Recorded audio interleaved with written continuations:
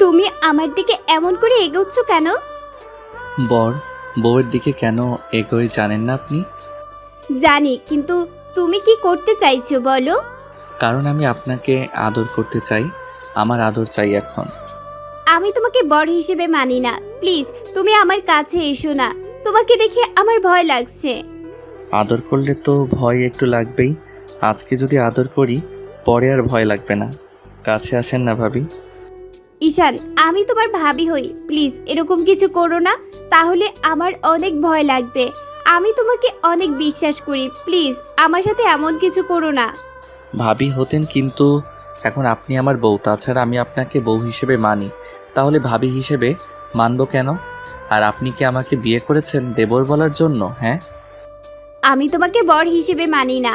তুমি একদম আমার সাথে উল্টাপাল্টা কিছু করবে না, তাহলে আমি সত্যি এখন চিৎকার করব আর কান্না করে দিব।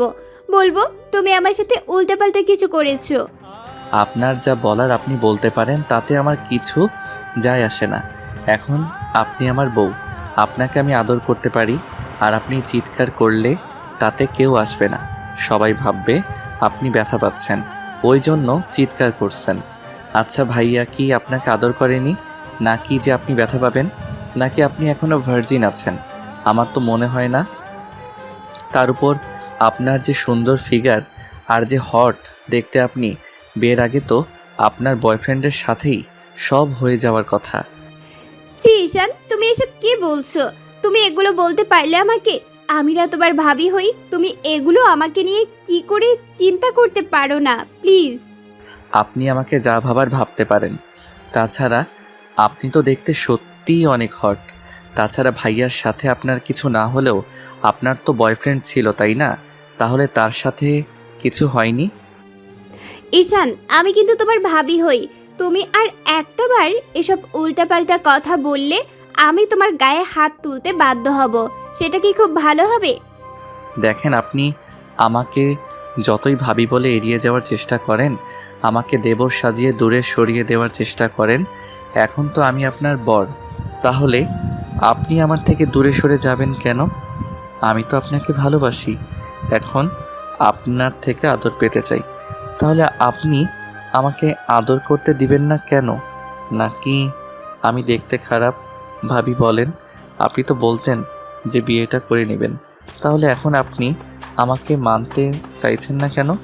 নাকি আমি কোনো বাজে কাজ করেছি যার জন্য আপনি আমাকে এমন করে দূরে সরিয়ে দিতে চাইছেন? ঈশান, আমি তোমার চিন্তা ভাবনা দেখে অবাক হয়ে যাচ্ছি। একে তো তুমি আমাকে নিয়ে এরকম বাজে চিন্তা ভাবনা ঘোষণা করো, তারপর এমন করে তুমি সাতলামি করতেছো। তুমি কি খেয়েছো আমাকে একটু বলবে? তোমার হাব ভাব দেখে আমার ভালো লাগছে না, তাই প্লিজ তুমি এরকম কথা না বলে আমাকে বলো কি হয়েছে তোমার। আর তুমি তো বলেছিলে বিয়েটা করবে না, তাহলে হুটহাট বাসর ঘরে এসে এরকম করতে শুরু করেছো কেন? কি হয়েছে তোমার? নিজের বউয়ের থেকে কেউ দূরে সরে থাকতে পারে, আমিও পারবো না। তাছাড়া আপনাকে আমার প্রচণ্ড পরিমাণে ভালো লাগে। আর আজকে আপনাকে পুরো আমার বউয়ের মতো লাগতেছে। বউয়ের মতো কি? আপনি তো আমারই বউ। তাছাড়া চিন্তাভাবনা পোষণ করার কি আছে? এখনকার মেয়েরা তো এরকমই। আর ভাইয়ার সাথে তো আপনার সবই হবার কথা, কারণ 3টা মাস আপনার সাথে ভাইয়ার বিয়ে হয়েছিল।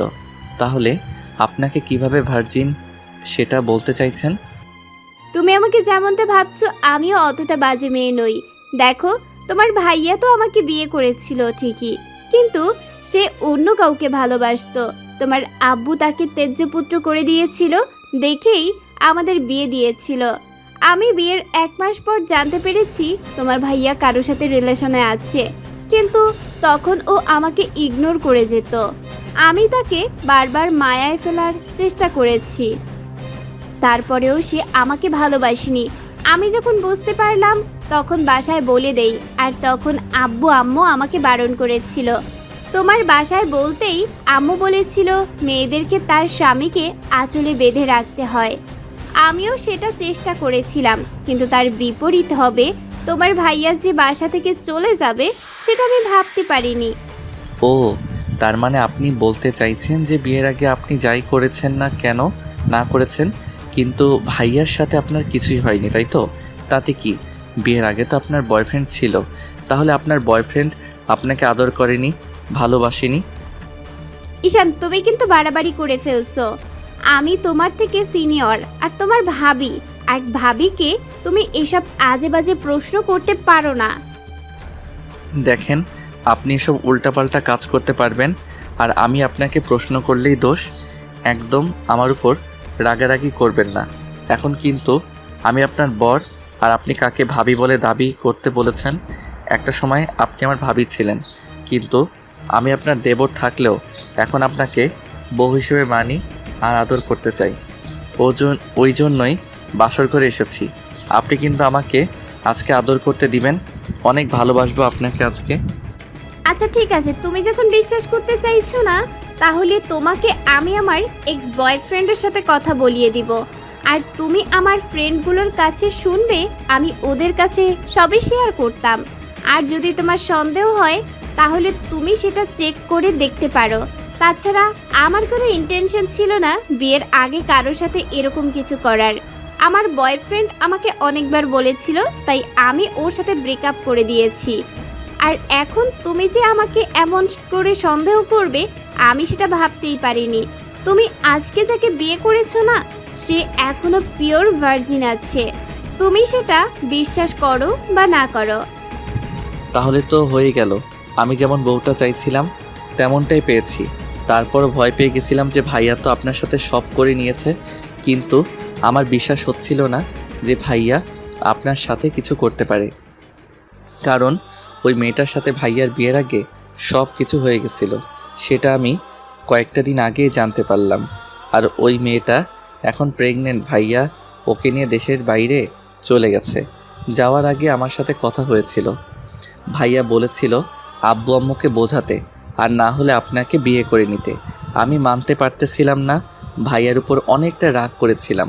ভাইয়া আমাকে অনেক রিকোয়েস্ট করেছিল, কারণ ওই মেয়েটা নাকি সুইসাইড করার চেষ্টা করেছিল বলেই ভাইয়া এটা করতে বাধ্য হয়েছে। এখন আপনি যদি আমাকে মেনে না নেন, তাহলে আমি আর কি করব বলেন? কি করবে মানে? তুমি আমার থেকে দূরে সরে থাকার চেষ্টা করবে, আমার থেকে অনেক দূরে যাবে। আমি তোমাকে কখনোই বর হিসেবে মানবো না, তোমাকে ভালোবাসতে পারবো না। পাগল নাকি যে আমি আমার বউকে ছেড়ে দূরে থাকবো? কখনো না। 22টা বছর দেরি করে বউ পেয়েছি, তার উপর বউকে দূরে সরিয়ে রাখবো? কখনো। কেন? আমি তো প্রথমে আপনাকে মানতে চাইছিলাম না, কিন্তু আব্বু আম্মুকে অনেক বুঝিয়েছি। আমার বোনটা আমাকে অনেক বুঝিয়েছে, বলেছে বউকে আদর করতে হয়, ভালোবাসতে হয়, তাহলে সে লাইনে আসবে। দেখেন, আপনি যেমনই হন, আমি আপনাকে বিয়ে করেছি ভালোবাসার জন্য। তাই প্লিজ আমাকে দূরে সরিয়ে দিবেন না। কিন্তু ঈশান, আমি তোমাকে ভালোবাসতে পারবো না। তুমি খুব ভালো করেই জানো তোমার ভাইয়ের সাথে আমার বিয়ে হয়েছিল। আর যে ছেলেটাকে আমি নিজের ছোট ভাইয়ের মতো ভেবে আসছি, তাকে কি করে নিজের স্বামীর জায়গাটা দিব বলো? তুমি এত সহজে পোল্ট্রি খেলে কি করে? তুমি না বলতে যে তুমি আমাকে বিয়ে করবে না, তাহলে এখন আবার এরকম ভাবে উল্টাপাল্টা কথা বলছো কেন? তুমি কি খেয়ে এসেছো সেটা বলো তো। আপনার যা ভাবার আপনি ভাবতে পারেন। আমি আজকে আপনার প্রেমে পাগল হয়ে গেছি, প্রেমে মাতাল হয়ে গেছি। আপনার আদর আমার চাই, আপনাকে আমি কাছে পেতে চাই, অনেক বেশি ভালোবাসতে চাই।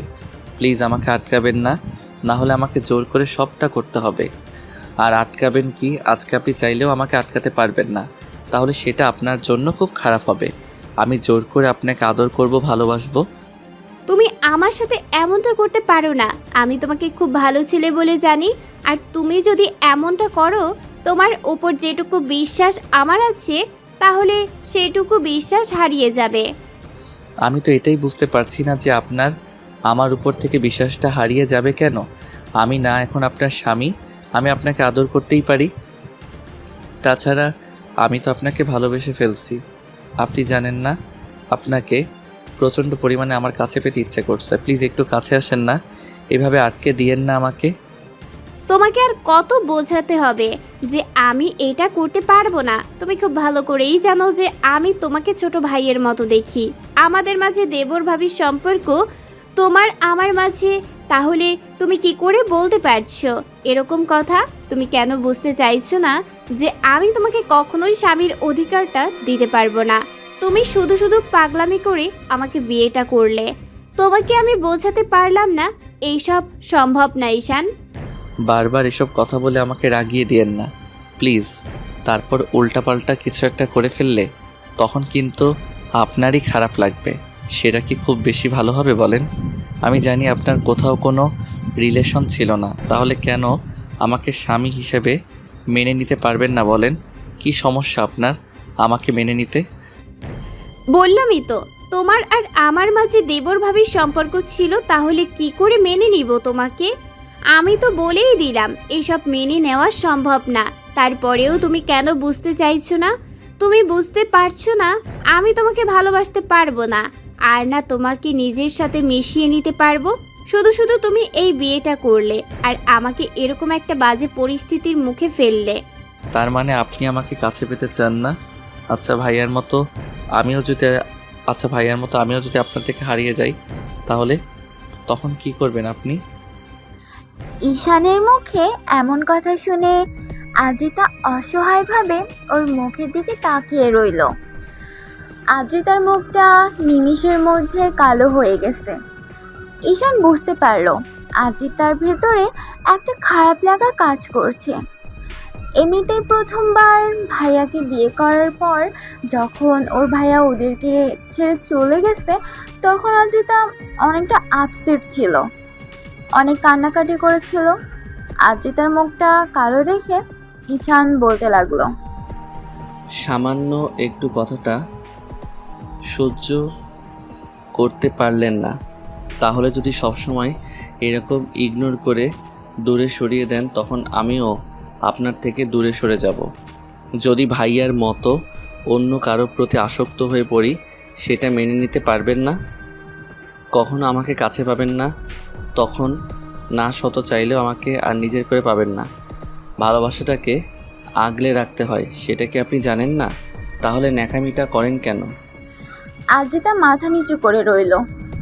ঈশান দুলতে দুলতে একটা জায়গায় গিয়ে বসে পড়ল আর বলল, সত্যি করে একটা কথা বলেন তো, আমার কি দোষ ছিল এতে?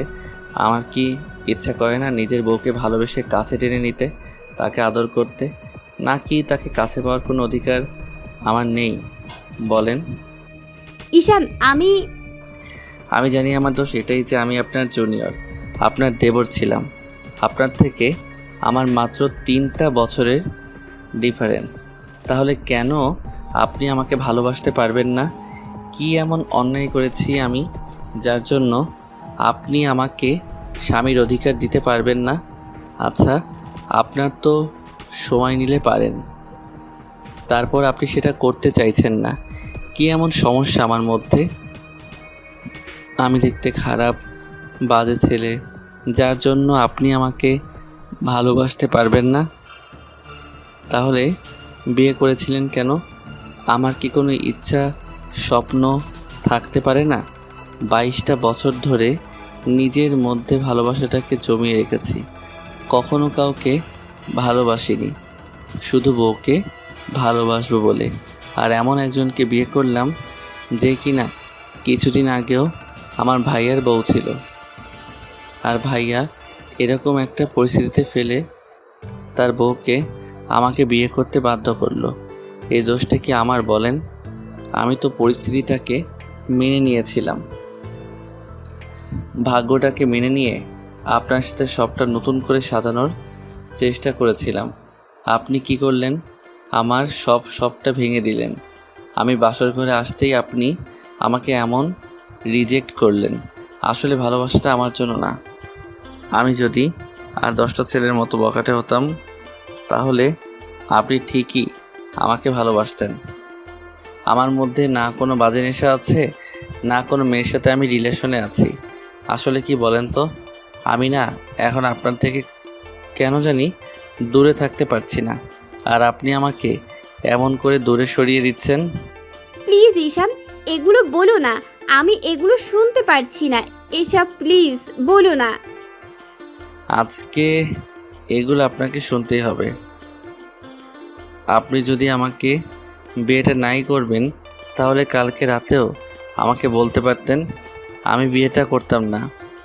সেটা না করে ঢং দেখিয়ে বিয়েটা করলেন, কিন্তু এখন আমাকে মানতে পারবেন না বলছেন? আমার কি কোনো ইচ্ছা স্বপ্ন নেই, নাকি আমার স্ত্রীর কাছ থেকে আমার কোনো চাহিদা থাকতে পারে না বলেন? ছি, তোমার চিন্তা ভাবনা এতটা বাজে। তুমি এসব চিন্তা আমাকে নিয়ে করতে পারো কি করে ঈশান? হ্যাঁ জানি আমি বাজে, আমি ফাজিল একটা ছেলে, ওই জন্য কেউ আমাকে কখনো ভালোবাসেনি। আমার চেহারাটা বাজে, ওই জন্য আপনি আমাকে ভালোবাসতে চাইছেন না তো?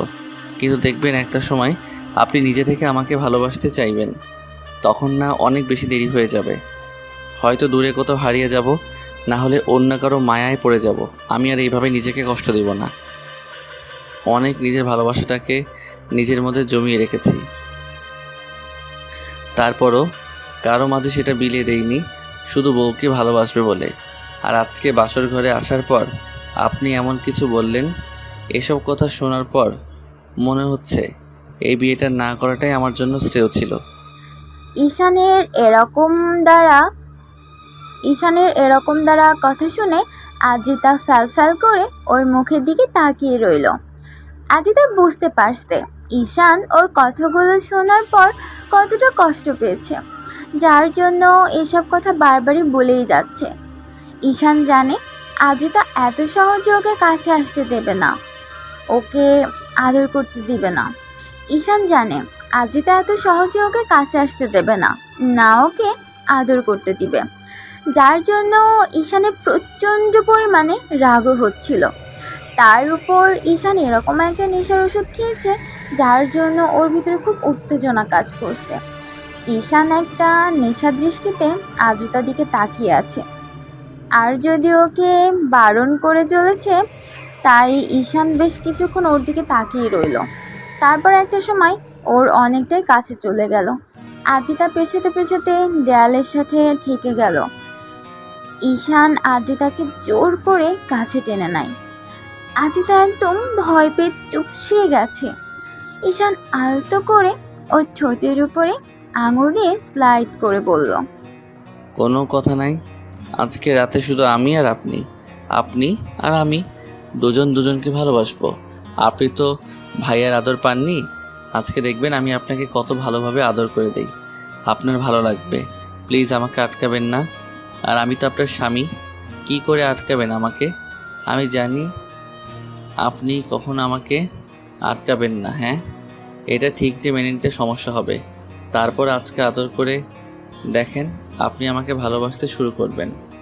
ঈশান প্লিজ আমার সাথে এমন করো না। তুমি জানো আমি তোমার ভাইয়ার বউ ছিলাম, তাহলে তুমি কেন আমার সাথে এমন মিসবিহেভ করছো? তুমি আমাকে একটু সময় দিবে না? প্লিজ এরকমটা করো না। আমি জানি তুমি এমনটা কখনো করবে না। কেন করব না? নিজের বউর সাথে না করলে কার সাথে করব? আর আপনি বারবার ভাইয়ার কথা বলছেন, আপনি তো ভাইয়াকে ভালোবাসতেন না, ভাইয়ার ভালোবাসা পাননি। রিসেন্টলি আপনার ব্রেকআপ হয়েছিল, এই জন্য ভাইয়াকে জোরও করেননি আপনার সাথে কিছু করার জন্য। তাহলে আপনি তো আমাকে ভাইয়ার সাথে ডিভোর্স হয়ে যাওয়ার পরেও আপনি কোনো ভালোবাসতে পারবেন না বলেন? ঈশানের কথাগুলো আদ্রিতার দিকে একদম চুপচাপ হয়ে গেল। ওর বলার মতো আর কিছু নেই। এবার ঈশান ওর ঠোঁট জোড়া আলতো করে আদ্রিতার কপালে ছড়ল। আদ্রিতার চোখ জোড়া বন্ধ করে নিল। ঈশান ওর সারা মুখে কিস করতে লাগলো, যার জন্য আদ্রিতা ওকে আটকানোর চেষ্টা করলে ঈশান ওর হাতগুলো পেছনের দিকে নিয়ে আটকে দিয়ে তারপর এক হাতে ওর মুখের পাশে রেখে তারপর ওর ঠোঁট জোড়া দখল করে নিল। আদ্রিতা কোনো উপায় না পেয়ে একদম জড়সড় হয়ে গেল। আজকে প্রথম কোনো পুরুষের স্পর্শ আদ্রিতার ঠোঁট পড়ল। ওর শরীরের মধ্যে যেন এক প্রকার কারেন্ট হয়ে গেল।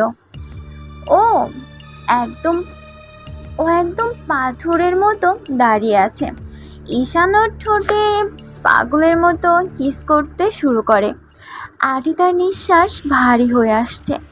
ও জানতো না এমন করে ঈশান ওকে স্পর্শ করতে শুরু করবে। ঈশানের আব্বু আম্মু আদ্রিতাকে অনেক বুঝিয়েছে আর আদ্রিতাকে বিয়ে করে নিতে বলেছে। আর আদ্রিতা ওর ভাবি হলেও দেখতে অসম্ভব সুন্দরী। তার উপর রিসেন্টলি কয়েকদিন আগে ঈশানের ভাইয়া অন্য একটা মেয়ের সাথে পালিয়ে গেছে। কারণ ঈশানের আব্বু যখন ভাইয়ার সম্পর্ক জানতে পারে ও অন্য কোথাও বিয়ে করেছে আর সেই মেয়েটা এখন প্রেগনেন্ট, মেয়েটা সুইসাইড করার চেষ্টা করেছে। তখন আব্বু ভাইয়াকে ত্যায্যপুত্র করে দিতে চাইলে ভাইয়া ওই মেয়েটাকে নিয়ে দেশের বাইরে চলে যায়, যার জন্য ঈশান প্রচণ্ড পরিমাণে রেগে যায়। ও এরকম একটা কার্যকাণ্ডে আর শেষ পর্যন্ত সম্মান বাঁচানোর দায়িত্ব পড়ে ঈশানের ঘাড়ে। আর আদ্রিতাকে ঈশানের বিয়ে করতে হয়। ঈশান আর আদ্রিতা দুজনেই বারণ করেছিল। তারপর একটা সময় আব্বু অনেক রিকোয়েস্ট করে ঈশানের বোন ওকে বোঝাতেই ঈশান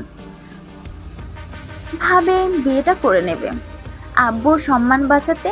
আর রাতে যেন ওদের মাঝে কিছু একটা হয় তার জন্য ঈশানের ছোট বোন প্ল্যান করে ওকে একটা নেশার ওষুধ খাইয়ে দিয়েছিল, যেন আদ্রিতা ওকে ছেড়ে যেতে না পারে। কারণ আদ্রিতা বিয়েতে রাজি ছিল না, শুধু আব্বুর রিকোয়েস্টে রাজি হয়েছিল। ওরা চেয়েছিল ওদের যেন একটা বেবি চলে আসে, সেটা খুব শীঘ্রই। আদ্রিতা যেন ওদের ছেড়ে যেতে না পারে। এজন্য আম্মু আর ঈশানের বোন ওকে দুধ খাওয়ানোর নামে দুধের সাথে মিশিয়ে একটা নেশার ওষুধ খাইয়ে দেয়। ওষুধটার কাজ শুরু করতে আরম্ভ করলেই ঈশানের বোন ওকে বাসর ঘরে পাঠিয়ে দেয়। ঈশান বাসর ঘরে এসে দেখে আদ্রিতা বিছানার উপর ঘোমটা দিয়ে বসে আছে। তারপর যখন উঠে এসে ওকে সালাম করতে যায় তখন ঈশান ওকে উঠিয়ে নেয়। তারপর বুকের সাথে জড়িয়ে ধরতে আদ্রিতা ওকে ছেড়ে দিয়ে কিছুটা দূরে সরে গেল। তখন ঈশান আর আদ্রিতার মাঝে কী কথা হলো সেটা তো আপনারা জানতেই পারলেন। তো ঈশান আদ্রিতার ঠোঁট জোড়া ছেড়ে দিয়ে ওর সারা মুখে কিস করতে শুরু করে। তখন আদ্রিতা ওকে সরানোর জন্য বলতে শুরু করে, ঈশান প্লিজ আমাকে ছেড়ে দাও, তুমি আমার সাথে এমনটা করতে পারো না। অন্তত তুমি তো আমাকে কয়েকটা দিন সময় দিবে, আমাকে একটু মানসিকভাবে প্রস্তুতি নেওয়ার জন্য। তুমি সেটা না করে এরকম করতেছো, প্লিজ আমাকে ছেড়ে দাও। মানসিকভাবে তৈরি হওয়ার জন্য অনেক সময় পাবেন। আজকে আমার আদর করতে ইচ্ছা করছে আপনাকে কেউ আদর করেনি। আমি আমার ভার্জিন বউটাকে অনেক আদর করব, পরিপূর্ণতায় ভরিয়ে দেব। প্লিজ আমাকে বাধা দিয়েন না, তাহলে কিন্তু আপনারই কষ্ট হবে। আপনি আমাকে বুকের সাথে জড়িয়ে ধরে রাখেন, আমার সাথে রেসপন্স করেন, দেখেন আপনার ভালো লাগবে। আদ্রিতার কিছু বলে ওঠার আগেই ঈশান ওকে কোলে তুলে নিল, তারপর বেডে শুইয়ে দিল। তারপর কিছু বলার আগে ঈশান ওর মুখে নাকে কানে আদ্রিতা কিছু বলার আগে ঈশান ওর সারা মুখে নাকে কানে গলায় আর ঘাড়ে কিস করতে লাগলো। আর আদ্রিতা ভাবছে এই পাগলটাকে এখন কি করে শান্ত করবে, হয়তো পারবে না। আর এখন ঈশান ওর স্বামী, তাই চাইলে ওকে আটকানো সম্ভব না। আর আদ্রিতা ঈশানের শরীরের উত্তাপে বুঝতে পারছিল ও হয়তো নেশা করে আসছে, না হলে যে ছেলেটা ওর সাথে ভালোভাবে কথাই বলতে পারতো না সেই ছেলেটা আজকে ওকে এমন করে স্পর্শ করছে। ঈশান পুরো মাতাল হয়ে আছে। আর আদ্রিতা যদি এখন ওকে আটকানোর চেষ্টা করে তাহলে হয়তো প্রচণ্ড পরিমাণে রেগে যাবে, তাহলে ঈশান ওর সাথে সবটাই করতে পারে। তাই আদ্রিতা চুপ করে রইল। ঈশানও সুযোগ পেয়ে আদ্রিতাকে আদরের মাত্রা বাড়িয়ে দিল। আদ্রিতার নিঃশ্বাসটা ভারী হয়ে আসছে, ওর বুকটা ক্রমশই ওঠানামা করছিল। আদ্রিতার গরম নিঃশ্বাসের শব্দে ঈশান বুঝতে পারছিল ও প্রচণ্ড পরিমাণে উত্তেজিত হয়ে গেছে। তার উপর প্রথম কোনো পুরুষ ওকে স্পর্শ করেছে। ঈশান আদর করতে করতে নিচের দিকে নামলো। তারপর হঠাৎ করে আদ্রিতার বুকের উপর থেকে শাড়ির আঁচলটা সরিয়ে দিতে ওর চোখ জোড়া বন্ধ করে নিল। ঈশানও সাথে সাথে আদ্রিতার বুকের উপর ড্রিপলি কয়েকটা কিস করে দিল। ঈশানের স্পর্শে আদ্রিতার মধ্যে আজানা একটা শিহরণ বয়ে গেল। ও প্রচণ্ড পরিমাণে কেঁপে উঠল। আদ্রিতা আর থাকতে না পেরে ঈশানকে বুকের সাথে খুব শক্ত করে চেপে ধরল। আদ্রিতা থেকে আদ্রিতা থেকে প্রথম কোনো রেসপন্স পেয়ে ঈশানও বুঝতে পারলো এখন আর আদ্রিতা চাইলেও ওকে বাধা দিতে পারবে না। তাই ঈশান আদ্রিতার শরীর থেকে সব কাপড়গুলো সরিয়ে দিয়ে কিস করতে লাগলো। ঈশানের প্রতিটা স্পর্শে আদ্রিতা কেঁপে কেঁপে উঠছিল আর দুই হাতে ঈশানের চুলগুলো আঁকড়ে ধরেছিল। ও অনেকটা উত্তেজিত হয়ে গিয়েছিল। এমন পাগল করা স্পর্শগুলো আদ্রিতা সহ্য করতে না পেরে দাঁত দিয়েও ঠোঁট জোড়া কামড়ে ধরল। আদ্রিতার রেসপন্স না করলেও ঈশানকে আর আটকানোর চেষ্টা করছে না। ঈশান পুরো উত্তেজিত হয়ে গেছে। তারপর একটা সময় নিজেও শরীর থেকে সবটা খুলে ফেললো। তারপর আদ্রিতাকে আবার আদর করতে শুরু করলো। ঈশানের আদরের মাত্রাটা আস্তে আস্তে দ্বিগুণ হয়ে যাচ্ছে। আদ্রিতা থাকতে না পেরে রেসপন্স দিতে আরম্ভ করলো। তো একটা সময় ঈশান কিস করতে করতে আদ্রিতার নাভি অবধি চলে আসে। তারপর নাভির দিকে বেশ কিছুক্ষণ পরে তাকিয়ে রইল। আদ্রিতার কিউট আর হট নাভিটা ঈশানকে আরো উত্তেজিত করে দিচ্ছিল। ঈশানের স্পর্শ না পেয়ে আদ্রিতার চোখ খুলল। ঈশান ড্যাব ড্যাব করে ওর নাভিটার দিকে তাকিয়ে আছে। এবার ঈশান আদ্রিতার মুখের দিকে তাকালো। তখনও বলল, কি দেখো অমন করে? আপনার নাভিটা না অনেক কিউট আর হট, আর নাভির পাশে তিলটা না এত বেশি হট লাগছে যার জন্য আদর করে ভরিয়ে দিতে ইচ্ছা করছে। আদ্রিতা উত্তেজনার ঘরেও ঈশানের কথাগুলো লজ্জা পেয়ে পুরো লাল হয়ে গেল। ও কিছু বুঝে ওঠার আগেই ঈশানের নাভিতে নাক ডুবিয়ে দিল। আদ্রিতা এবার ঘন ঘন নিঃশ্বাস ফেলতে লাগলো। ও বারবার ঈশানের চুলগুলো শক্ত করে দু হাতে খামচে ধরল। পুরো রুমটা জুড়ে দুজনের নিঃশ্বাসের শব্দটাই ভেসে বেড়াচ্ছে। ঈশান আদ্রিতার নাভিতে কয়েকটা ড্রিপলি কিস করলো আর সাথে অসংখ্য লাভ বাইট দিল। তাতেই আদ্রিতা ঈশানকে আরো শক্ত করে ওর নাভির সাথে চেপে ধরল। তারপর ঈশানও আর দেরি না করে আদ্রিতাকে ভালোবাসার গভীর স্পর্শ দিতে লাগলো। ওর প্রথম স্পর্শটা পেতে আদ্রিতা একদম শিউরে উঠল আর ওকে শক্ত করে আঁকড়ে ধরল। আদ্রিতার নখগুলো ঈশানের পিঠে বসে যাচ্ছে, সেদিকে ওর কোনো খেয়াল নেই। ঈশান শুধু ওকে স্পর্শের উপর স্পর্শ দিয়ে যাচ্ছে আর পুরো রুমটা জুড়ে শুধু দুষ্টু মিষ্টির কিছু শব্দ ভেসে বেড়াতে লাগলো। আর আদ্রিতা না চাইতেও ওর দেবর জুনিয়র মাতাল বরটা নিজের বুকের সাথে জড়িয়ে নিল। তারপর ঈশান একটা সময় ক্লান্ত হয়ে আদ্রিতার বুকে মাথা দিয়ে ওকে জড়িয়ে ধরে ঘুমিয়ে পড়ে। আদ্রিতা কেমন যেন ওর মুখের দিকে তাকিয়ে রইল। তারপর দুজনের উন্মুক্ত শরীরের দিকে তাকাতেই যেন কোনো রকমের একটা চাদর টেনে নিয়ে ঈশানকে ওইভাবে জড়িয়ে ধরে রেখে ওর চুলের মধ্যে এক হাত দিয়ে খেলা করতে লাগলো আর চোখের জল ফেলতে লাগলো। আদ্রিতা ভাবতেও পারেনি আজকে ওর লাইফে এমন কিছু ঘটে যাবে। ভেবেছিল ঈশান হয়তো ওর কথাটা মানবে, কিন্তু ঈশান নেশা করে আসছে সেটাও জানতো না। আর তারপর ওর সাথে এমন কিছু করবে সেটা ধারণার বাইরে ছিল। আদ্রিতা সারাটা রাত আর ঈশানকে সরানোর চেষ্টা করছিল না। ওর মনে শুধু একটু আগে ঈশানের বলা কথাগুলো মনে পড়তেই ভাবছিল, ঈশান তো ঠিকই বলেছে, ও তো এখন আমার স্বামী। আমি চাই বা না চাই ওকে আমার মেনে নিতেই হবে। আজকে হোক কিংবা কালকে হোক, ও তো আমাকে ভালোবাসবেই। তাছাড়া ও আমার থেকে ওর এইটুকু ডিজার্ভ থাকতেই পারে, এটা সাধারণ বিষয়। তাহলে আমি কেন ওকে এরকম রিয়াক্ট করছি? এই জন্যই কি ওকে মেনে নিতে পারছি না? কারণ ও আমার দেবর ছিল, আমার বরের ছোট ভাই ছিল। কিন্তু এখন তো ওই মানুষটার সাথে আমার কোনো সম্পর্ক নেই। যে আমাকে ঠকিয়েছে তার জন্য আমি অন্যের ভালোবাসাটা কেন নষ্ট করব? যে আমাকে কষ্ট দিয়েছে তার দেওয়া কষ্টটা আমি আরেকজনকে কেন দিব?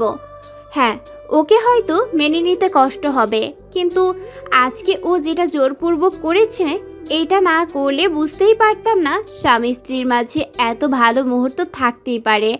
তাছাড়া একটা স্বামী তার বউকে এরকম করে ভালোবাসতে পারে। আর যখন আমার কাছে আসলো তখন এত বেশি অস্বস্তি লাগছিল, তাহলে এখন এরকমটা হচ্ছে কেন?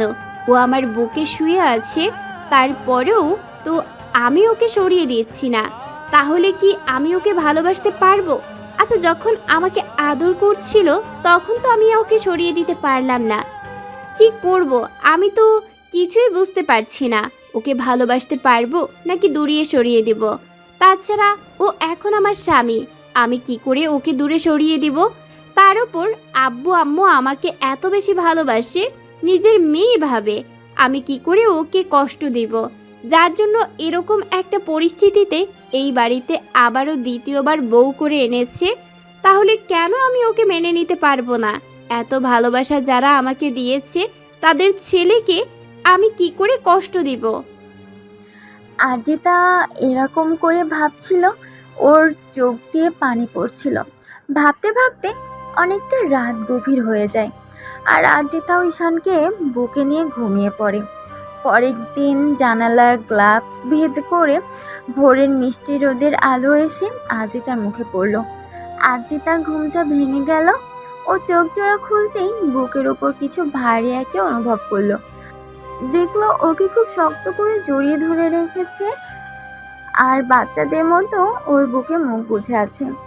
আদ্রিতার মুখে আপনা আপনি একটা হাসি ফুটে উঠল। আবার পরক্ষণে কালকে রাতের কথা ভেবে ওর হাসি মাখা মুখটা লজ্জায় একদম লাল হয়ে গেল। খেয়াল করলেও ঈশান ওকে এত শক্ত করে জড়িয়ে ধরে রেখেছে, যার জন্য মনে হচ্ছে ওর বুকের মধ্যে ঢুকে যাবে।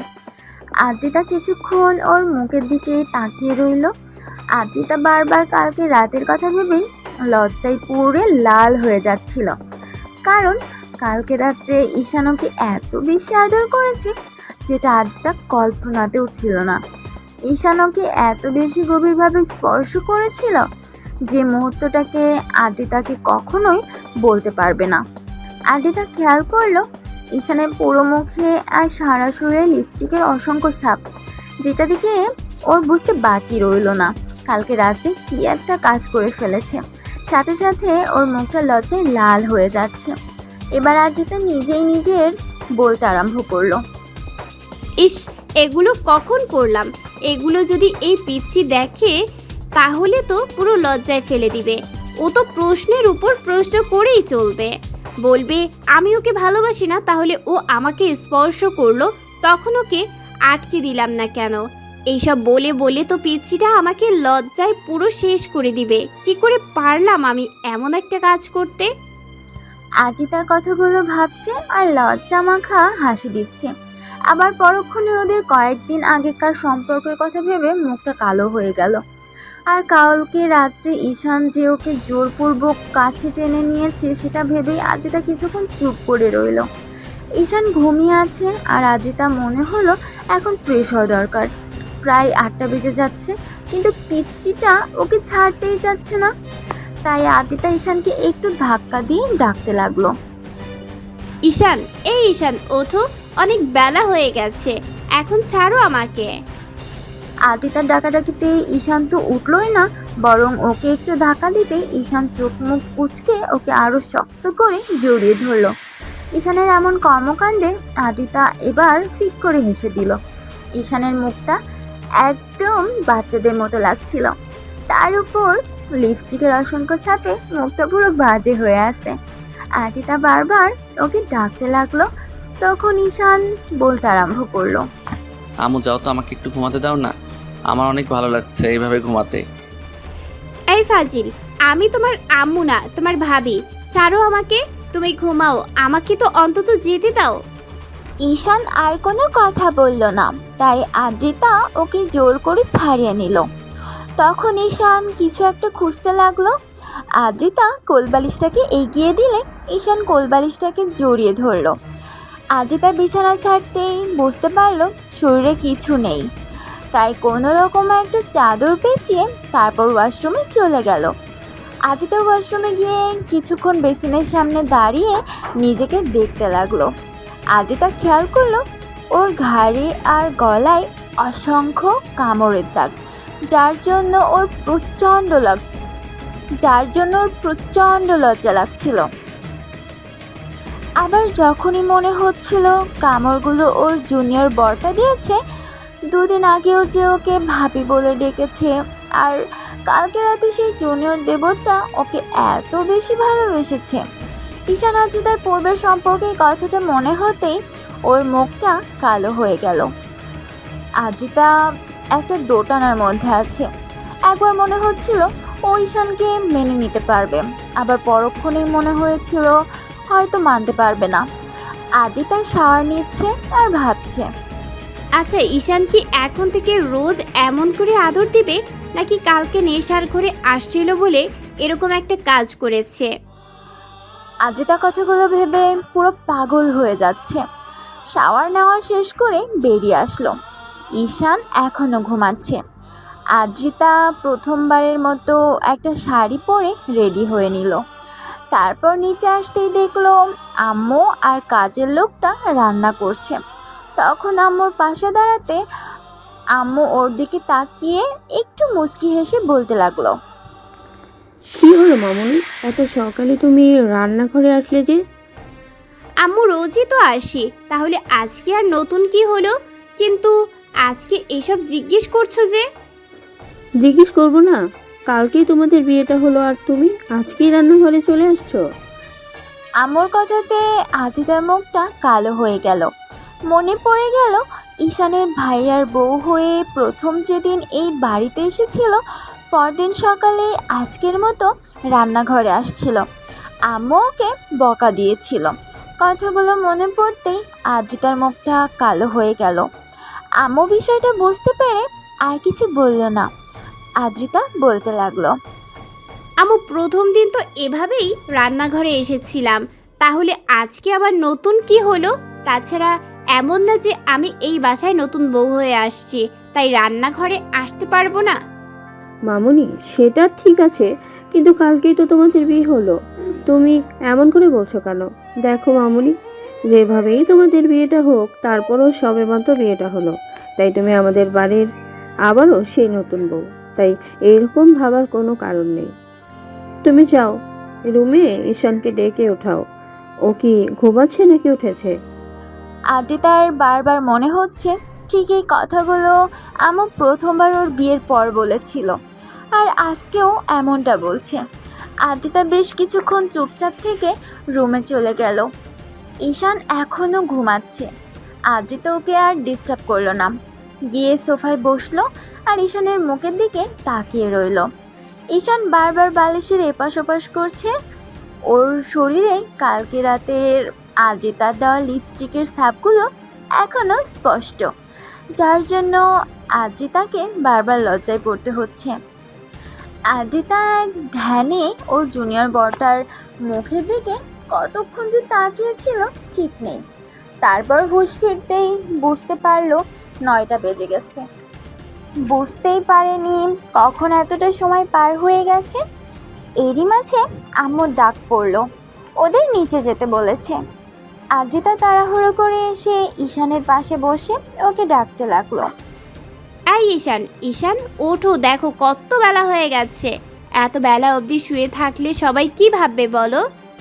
ঈশানের ঘুমটা যেন ভাঙছেই না, তাই আদ্রিতা ওকে একটু জোরে সোরেই ধাক্কা দিল। ঈশান তাড়াহুড়ো করে উঠে বসলো। খেয়াল করলো আদ্রিতা ট্যাপ ট্যাপ করে ওর দিকে তাকিয়ে আছে। ঈশান কিছু বুঝে ওঠার আগে আদ্রিতা বলতে লাগলো, কি সমস্যা কি তোমার? সেই কখন থেকে ডাকছি উঠছই না, কি হয়েছেটা কি? কি হবে মানে? একটু কি ঘুমাতেও দিবে না? আমি এই বেডে কেন? আর আপনি এখানে কি করছেন? হ্যাঁ, এখন তো ভুলেই যাবে। অন্তত এইটুকু তো মনে আছে কালকে আমাদের বিয়ে হয়েছে, নাকি এখন আবার আমাকে ভাবি বলে ডাকবে? আদ্রিতার এরকম দ্বারা কথাতে ঈশান মনে করতে লাগলো, কালকে তো ওদের বিয়ে হয়েছে। তারপর বিয়ের পর থেকে রাতে বাসর ঘরে আসা পর্যন্ত কি হয়েছিল সবই মনে পড়তে লাগলো। এখনও ঈশানের মাথাটা ঝিমঝিম করছে। বেশ কিছুক্ষণ ওর ভাবি বউয়ের মুখের দিকে তাকিয়ে রইল। আদ্রিতা রাগী মুড নিয়ে বলতে লাগলো, কাল রাতে অনেক নাটক দেখিয়েছো, এখন আর কোনো নাটক দেখাতে হবে না। ওঠো, যাও গোসল করে আসো। আম্মু আমাদের নিচে যেতে বলেছে। কেন গোসল করতে হবে কেন? ঢং না দেখিয়ে একবার ওয়াশরুমে গিয়ে নিজেকে আয়নায় দেখো, বুঝতে পারবে কেন গোসল করতে কেন হবে। আদ্রিতার কথা বলে মুচকি হাসলো। তখন ঈশান নিজের শরীরের দিকে তাকালো, আর যেটা দেখলো সেটা দেখার জন্য মোটেও প্রস্তুত ছিল না। ঈশান চাদরটা একটু শরীর থেকে সরিয়ে দেখলো অসংখ্য লিপস্টিকের দাগ লেগে আছে, তার উপর শরীরে কিছু নেই। ঈশান সাথে সাথে চাদর দিয়ে নিজেকে ঢেকে ফেললো। আদিতা আবারও একটা ডেভিল হাসি দিতেই ঈশান দৌড়ে ওয়াশরুমে ঢুকে গেল। তারপর বেসিনের সামনে দাঁড়িয়ে খেয়াল করলো ওর পুরো শরীরে লিপস্টিকের অসংখ্য ছাপ, ও পুরো লাল হয়ে আছে। ঈশান বলতে আরম্ভ করলো, আল্লাহ, কালকে রাতে কি একটা কাজ করে ফেলেছি। এসব কখন করলাম আমি, আর উনি বা আমার কাছে আসলো কখন? বিয়ে তো হয়েছিল সেটা মনে আছে, তারপর রুমে যখন আসলাম কেমন যেন মাথাটা ঝিমঝিম করছিল, তারপর তো আর কিছু মনে নেই। ঈশান অনেকক্ষণ যাবৎ মনে করার চেষ্টা করলো কিন্তু পারলো না। তারপর শাওয়ার নিয়ে বের হতে খেয়াল করলো আদ্রিতার জন্য ড্রেস নিয়ে বসে আছে। ঈশান আসতে দেখলো আদ্রিতা ডাব ডাব করে ওর দিকে তাকিয়ে আছে। ঈশান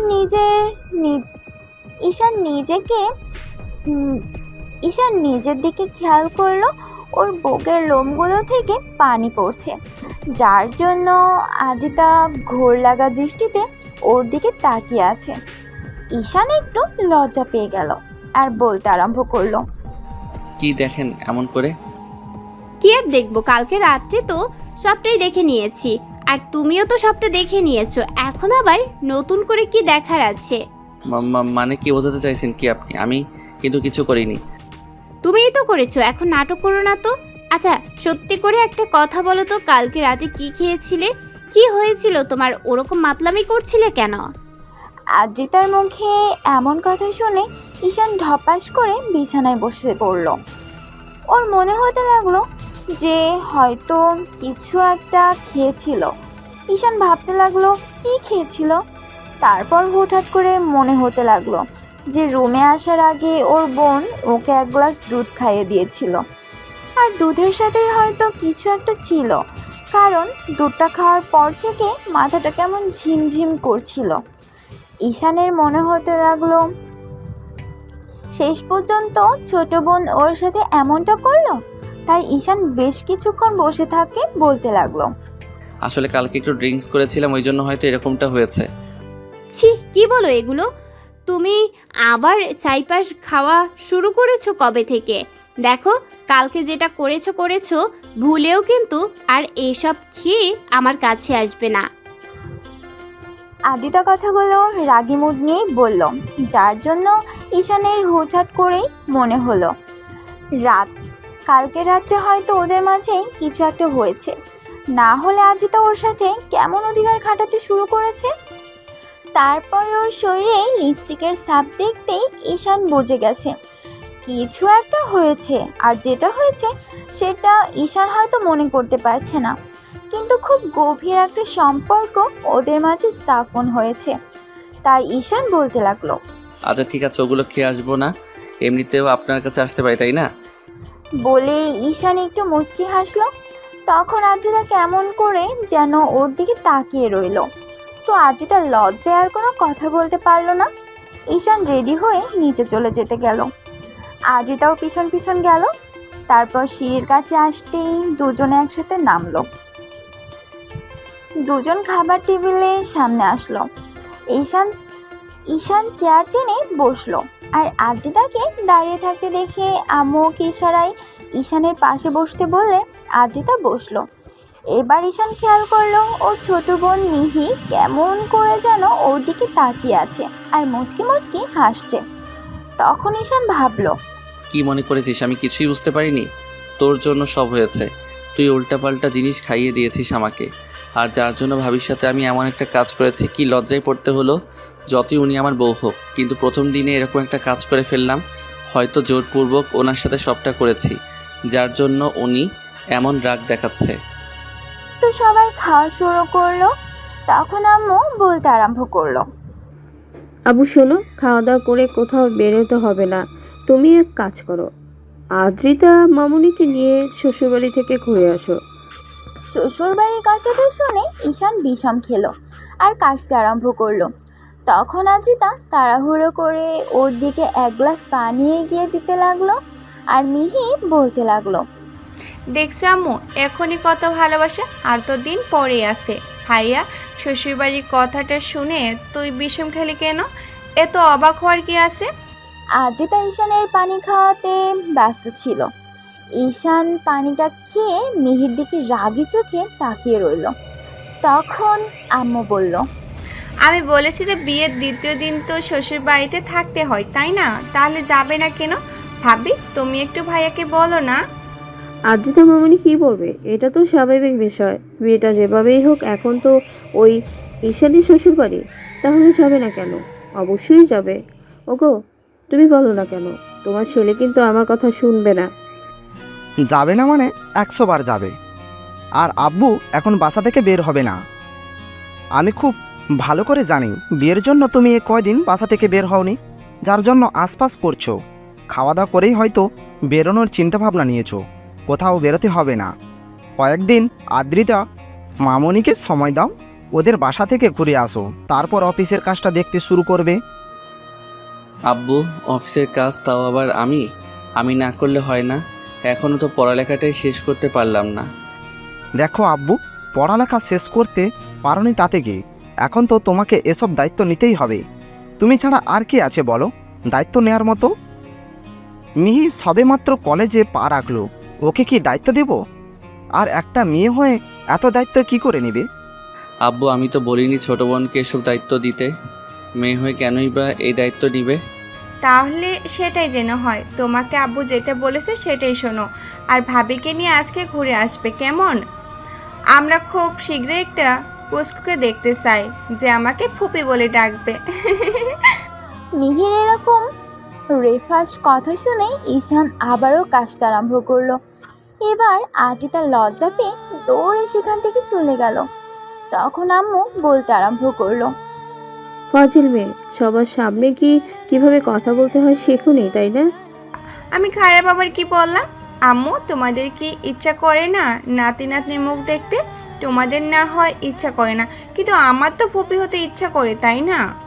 আম্মু, তোর মেয়েটাকে একটু বোঝাও, কী সব উল্টোপাল্টা কথা বলতে শুরু করে দিয়েছে। ও তো ঠিকই বলেছে। আর কতদিন এভাবে থাকবে? বড়টাকে বিয়ে দিলাম, সে যা করলো সেসব এরপর তো ওর প্রতি থেকে মনই উঠে গেছে। শোনো, বড় ভাইয়ের সাথে আর কোনো যোগাযোগ রাখবে না। আর যদি শুনি বলে ওর সাথে কোনো কথা বলেছো, তাহলে তোমার কপালে খুব দুঃখ আছে বলে রাখলাম। ঈশান আব্বুর এমন কথাতে ভাবলো, ওই হারামজাদা যেটা করেছে সেটার পর আর ওকে কখনোই কি আমি ফোন দিব? ভেবেছো ওর জন্য আমাকে বিয়েটা করতে হয়েছে? আর কালকে এই পিচি শয়তানটা আমাকে উল্টাপাল্টা কিছু একটা খাইয়ে ভাবির সাথে কী যে করেছে উনি ভালো জানে। ঈশান খাওয়া দাওয়া শেষ করে আব্বু আম্মুর কথা মতো রুমে আসলো। খেয়াল করলো ফোনে কথা বলছে। তখন ঈশান বেশ কিছুক্ষণ ওর দিকে তাকিয়ে থেকে বেলকনিতে গিয়ে দাঁড়ালো। মনে হতে লাগলো ওর আব্বু আম্মুর সাথে কথা বলছে। তো ঘন্টাখানেক পর ঈশান রুমে আসতে দেখলে আদিতা কি যেন একটা ভাবছে। তখন সবাই বসে বলতে লাগলো, আপনার কি মনে হয় বাসায় যেতেই হবে? এখানে মনে হওয়ার কি আছে? আব্বু আম্মু অলরেডি ফোন করে দিয়েছে, বলেছে তোমাকে নিয়ে যেতে। এতে আবার মনে হওয়ার কি আছে? দেখো, আব্বু আম্মুর সামনে কোনো সিন ক্রিয়েট করো না। তাছাড়া বিয়েটা হয়েছে, মেনে নেওয়ার চেষ্টা করো। আদ্রিতার মুখ থেকে এরকম কথা শুনে ঈশান অবাক হয়ে ওর দিকে তাকিয়ে রইল। তারপর একটু হেসে বলতে আরম্ভ করলো, এসব আমাকে না বলে নিজেকে বোঝান। আপনি ঠিক থাকলেই সব ঠিক। আমি জানি আপনার মেনে নিতে সমস্যা হবে, সেখানে উল্টো আমাকে বলছেন এগুলো। আপনি কি কখনো আমাকে মন থেকে স্বামী হিসেবে মেনে নিতে পারবেন বলেন? ঈশানের এরকম দ্বারা কথাতে আদ্রিতা মাথা নিচু করে নিল। তাই ঈশান আর ওর দিকে বিব্রত করলো না। দুপুরে খাওয়া দাওয়া শেষ করে আদ্রিতাদের বাসার উদ্দেশ্যে বেরিয়ে পড়লো। তারপর পৌঁছে কলিং বেল দিতেই আম্মু দরজা খুলে দিলে দুজনের আব্বু আম্মুর সাথে বেশ কিছুক্ষণ কথা বলল। আদ্রিতার আম্মু ওকে বলল ঈশানের রুমে নিয়ে যেতে। দুজনে রুমে আসলো আর ঈশান বিছানায় ধপাস করে শুয়ে পড়ল। আর আদ্রিতা বলতে লাগলো। কি হলো, শুয়ে পড়লে যে? শরীর খারাপ লাগছে তোমার?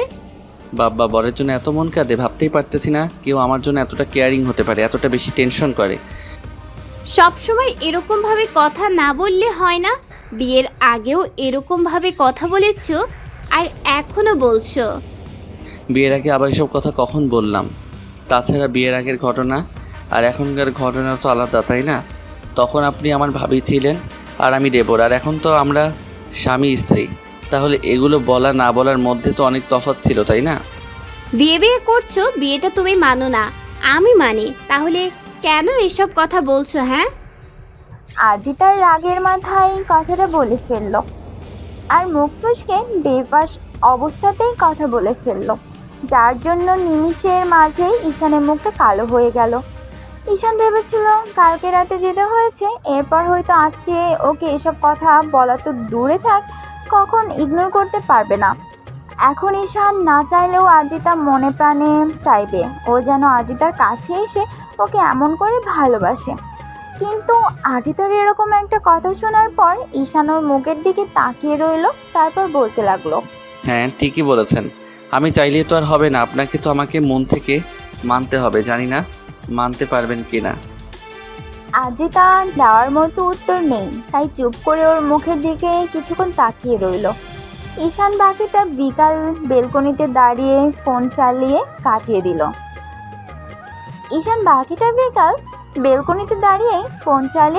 দিল। সন্ধ্যা হতেই আদ্রিতার আব্বু বাসায় আসতেই ঈশান গিয়ে ওনার সাথে কিছুক্ষণ কথা বলল। ওরা ঈশানের অনেকক্ষণ যাবৎ বোঝালো আর বলল আদ্রিতা একটু রাগী, তাই ওকে মেনে নিতে সময় লাগবে। রাতে খাওয়া দাওয়া শেষ করে আবার কিছুক্ষণ আড্ডা দিয়ে ঈশান রুমে আসলো। তারপর খেয়াল করলো আদ্রিতা রুমে এসে শুয়ে আছে। ঈশান বেশ কিছুক্ষণ চুপ থেকে তারপর বিছানার এপাশ শুতেই আদ্রিতা উল্টে পাশ ফিরে শুলো। আর আদ্রিতা ভাবতে লাগলো ঈশান এরকম কেন করছে। তারপর কিছুক্ষণ যেতেই ঈশান নিজে নিজেই বলতে লাগলো, আপনি ওই দিক ফিরে শুয়ে আছেন কেন? আমার দিকে কি একটু তাকাতে পারেন না, নাকি খুব বেশি লজ্জা পাচ্ছেন আপনি? কেন তোমাকে দেখে লজ্জা পেতে হবে কেন? তুমি কি বাঘ নাকি ভাল্লুক যে লজ্জা পেতে হবে? না, লজ্জা না পেলে তো এভাবে উল্টো দিকে ঘুরে থাকতে না, তাই মনে হচ্ছে আপনি হয়তো লজ্জা পাচ্ছেন। আচ্ছা, সত্যি করে একটা কথা বলেন তো, আপনি ওই দিকে ঘুরে আসেন কেন? আর এখন তো আমি আপনার স্বামী, আপনি আমার কাছে আসতেই পারেন, আর আমি তো আপনাকে কাছে পেতেই পারি, তাই না? ঈশানের এরকম দ্বারা কথাতে আদ্রিতা কিছুক্ষণ চুপ করে রইল। একটা সময় ঈশান একটু এগিয়ে যেতে আদ্রিতা চোখ বড় বড় করে ওর দিকে তাকালো। তখন ঈশান ওকে আলতো করে জড়িয়ে ধরতে আদ্রিতা কেমন যেন নিজেকে ছাড়িয়ে নেওয়ার চেষ্টা করলো। তখন ঈশান বলতে লাগলো, কি হলো, নিজেকে ছাড়িয়ে নিলেন যে? এখন তো আমার অধিকার আছে। যেখানে আমি লজ্জা পাচ্ছি না আপনার থেকে জুনিয়র হয়ে, সেখানে আপনি কেন আমার থেকে দূরে সরে যাচ্ছেন? জানি না, তবে আমার কাছে এগুলো অস্বস্তি লাগছে, আমি এগুলো নিতে পারছি না, জাস্ট অসহ্য লাগছে। তারপরেও তুমি কেন এরকম করছো? আদ্রিতা প্রত্যেকটা কথাতে ঈশান প্রচণ্ড পরিমাণে কষ্ট পায়। ও একটু আগাগোড়ায় ইমোশনাল, তাই কিছুক্ষণ চুপ করে থেকে একটু হাসার চেষ্টা করে বলল, কি বলছেন এগুলো? এখন তো আমি আপনার স্বামী, এখন আপনার অস্বস্তি লাগলেও সবটা সহ্য করে নিতে হবে। এমন না যে ভাইয়ের সাথে আপনার সব হয়েছে, যার জন্য আপনি আমার কাছে আসতে পারবেন না। আপনার অস্বস্তি ফিল হবে, ভাইয়ের সাথে আপনার নামে মাত্র বিয়ে হয়েছিল, তাহলে সেই সম্পর্কটা ভুলে যেতে পারবেন না কেন? এমন না যে আপনার জন্য অন্য কারোর সাথে রিলেশন আছে, যার জন্য আপনি এরকম করে আমাকে সব সময় দূরে রাখবেন। কি সমস্যা কি আপনার? ঈশানের এরকম কথাতে আদ্রিতা ঠাস করে ওর গালে একটা থাপ্পড় বসিয়ে দিল। সাথে সাথে ঈশান উঠে বসলো আর কিছুক্ষণ ওর দিকে তাকিয়ে থেকে আবার স্বাভাবিক হওয়ার চেষ্টা করে বলল, স্বামীর গায়ে হাত তুললেন শেষ পর্যন্ত। হ্যাঁ, হয়তো আপনার থেকে জুনিয়র, কিন্তু স্ত্রীর কাছে স্বামী কখনো জুনিয়র হয় না। তাহলে আপনি আমাকে হাত তুলেন কোন অপরাধে? তোমার সাহস কি করে হয় এসব আজে বাজে কথা বলার? তোমার কি মনে হয় আমি আর 10টা মেয়ের মতো বাজে মেয়ে যে বিয়ের পরেও অন্য কারোর সাথে সম্পর্ক রাখবো? ছি, তোমার চিন্তা ভাবনা যে এতটা নীচ, কালকে রাতেই সেটা আমি বসে বুঝতে পেরেছিলাম কালকে হয়তো নেশার ঘুরে এসব করেছো, কিন্তু আজকে যে সজ্ঞানে এগুলো করবে আমি সেটা ভাবতেও পারিনি। আপনি ভুল বুঝছেন কেন? আমি তো আপনার স্বামী। এসব কথা আমাদের মাঝে হতেই পারে, তাহলে আপনি এটা কেন মেনে নিতে পারছেন না? আচ্ছা, সত্যি করে একটা কথা বলেন তো, আপনি কি বিয়েটা মন থেকে মানতে পারেননি, নাকি আমি আপনার থেকে জুনিয়র বলে আপনি এখনও আমাকে মেনে নিতে চাইছেন না? বলেন। ঈশানের কথাতে আদ্রিতার মনে পড়ে গেল কালকে রাতে তো ঈশান এসব কথা বলেছিল। তার উপর কালকে নিজে থেকে ঈশানকে আটকানোর চেষ্টা না করলেও নিজে অনিচ্ছা থাকে সত্ত্বেও ওকে নিজের সাথে জড়িয়ে নিয়েছিল। সারা রাত ওকে বুকের সাথে জড়িয়ে নিয়ে ঘুমিয়েছে। তাহলে আজকে একটা দিন যেতে না যেতে ঈশানের সাথে এরকম ব্যবহার করছে। আদ্রিতা ভাবছে ঈশান কি করে এসব বাজে চিন্তা করছে। আদ্রিতা চুপ করে আছে। ঈশান প্রচণ্ড পরিমাণে খারাপ লাগলো। ও উঠে গিয়ে বেলকনিতে দাঁড়ালো আর চোখ জোড়া বন্ধ করতেই দোফাটা অশ্রু ঘুরিয়ে পড়লো। আদ্রিতার মনে হতে লাগলো, না না, এইসব আমি কি করছি? ওকে ভালোবাসতে না পারি, কিন্তু ওকে কষ্ট দেওয়াটা আমার পক্ষে অন্যায়। তাছাড়া ও হয়তো আস্তে আস্তে আমার প্রতি দুর্বল হচ্ছে। আর কালকে ও আমাকে বিয়ে করে নিয়েছে, আমি তো এখনও ওর স্ত্রী। তাহলে কি করে ওকে এমন করে গায়ে হাত তুলতে পারলাম? এত চিন্তা ভাবনার পরেও আজকে আমি ওর গায়ে হাত তুললাম, এটা আমি কি করে করতে পারলাম? অর্ধেক রাত অবধি ঈশান বেলকনিতে দাঁড়িয়ে কাটিয়ে দিল। তারপর রুমে এসে কোনো রকমে বিছানার একপাশে শুয়ে পড়ল। সকালে ঈশানের ঘুম ভাঙতেই খেয়াল করলো আদ্রিতা ওর বুকে মুখ গুজে শুয়ে আছে। এমন কিছু দেখে ঈশান অবাক চোখে ওর দিকে তাকিয়ে রইল। তারপর আদ্রিতার ঘুম ভাঙলো, দেখলো ঈশান ডাব ডাব করে তাকিয়ে আছে। আদ্রিতা তাড়াহুড়ো করে উঠে বসলো। ঈশান বলল, এত লজ্জা পাওয়ার কি আছে? নিজের স্বামীর বুকে এত মাথা রেখে ঘুমিয়েছিলেন, তাহলে লজ্জা পাওয়ার কি আছে? দেখেন, এখন থেকে হয়তো আপনার একটু সমস্যা হবে আমাকে মেনে নিতে, কিন্তু আস্তে আস্তে ঠিক হয়ে যাবে, তাই এত লজ্জা পাওয়ার কিছু নেই। আদ্রিতা কিছু না বলেই ওয়াশরুমের দিকে চলে গেল। ঈশান মুচকি মুচকি হাসতে লাগলো। এবার পুরো 5-6টা দিন আদ্রিতার বাসায় ওর আব্বু আম্মুর কথাতে কাটিয়ে বাসায় ফিরল। বাসায় ফিরে একটা দিন রেস্ট নিয়ে আব্বু ঈশানকে অফিসে যেতে বলল। তো পরের দিন সকাল থেকে অফিসে যাবে ভেবে ঈশান তাড়াতাড়ি শুয়ে পড়ে। একটু পর আদ্রিতা এসে পাশে শুতেই ঈশান ওর দিকে ফিরল। সাথে সাথে আদ্রিতা একটু সরে যেতে গেলে ঈশান ওকে টান দিয়ে নিজের কাছে নিল। তারপর ওকে বুকের সাথে শক্ত করে জড়িয়ে ধরতেই আদ্রিতা ওকে ছাড়িয়ে নেওয়ার চেষ্টা করলে ঈশান বলতে লাগলো, ভালো না বাসতে পারেন, ইগনোটা অন্তত করিয়েন না। সেদিন রাতের পর থেকে আমি আপনার স্পর্শগুলো এখনও ফিল করতে পারি।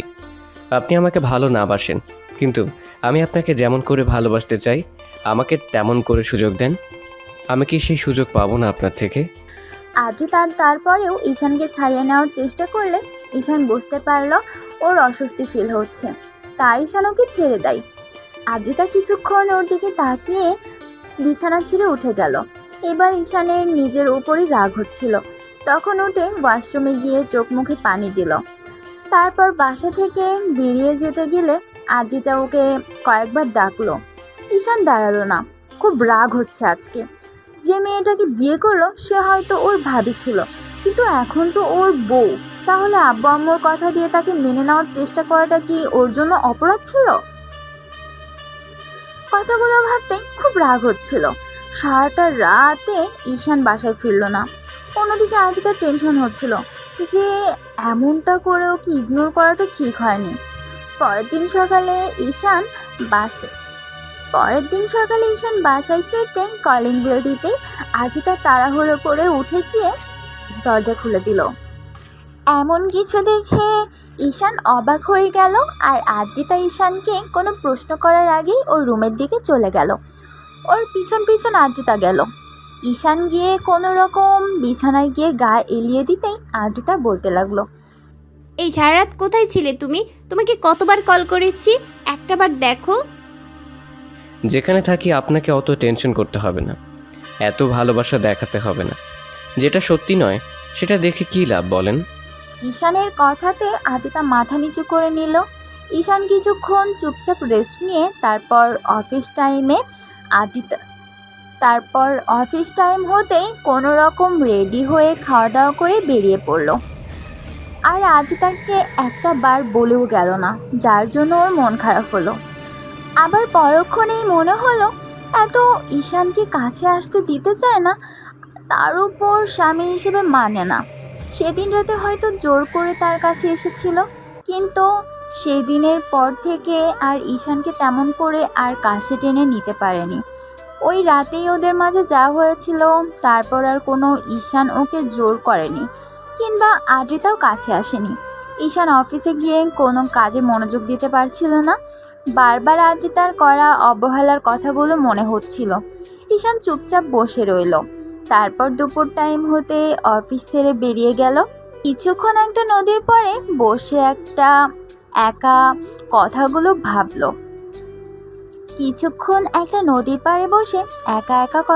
ভাবলো। এর মাঝে ঈশানের বন্ধুরা রাজ ওকে কল করলো। তখন রিসিভ করতে বলতে লাগলো, নদীর পাড়ে আছি, চলে আয়, আর প্রশ্ন করিস না। ঈশান কলটা কেটে দিল। তো 15 মিনিট পরে রাজ আসলো। ঈশান অন্যমনস্ক হয়ে বসে আছে, গায়ে অফিসের ড্রেস। রাজকে ঈশানের পাশে বসলো। ঈশান একবার ওর দিকে তাকালো, তখন রাজ বলতে আরম্ভ করলো। রাজ বুঝতে পারছিল কোনো এক কারণে মন খারাপ। তো বল, মন খারাপের কারণটা কি ভাবি? ঈশান হ্যাঁ সুযোগ উত্তর দিল। তখন রাজ চুপ করে থেকে আবার জিজ্ঞেস করলো, চুপ করে থাকিস না, যেটা হয়েছে সেটা আমাকে বল।